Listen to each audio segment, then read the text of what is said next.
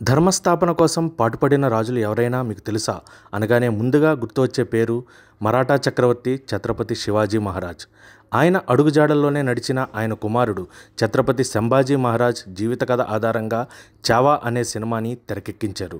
విక్కీ కౌశల్ ఛత్రపతి సంభాజీ మహారాజ్గా నటించగా ఆయన భార్య యేసుబాయి పాత్రలో రష్మికా మందన నటించారు. ఈ చిత్రాన్ని లక్ష్మణ్ ఉటేకర్ డైరెక్ట్ చేశారు. హిందీలో సంచలన విజయం సాధించిన ఈ చిత్రం దాదాపు 500 కోట్ల వసూళ్లు సాధించింది.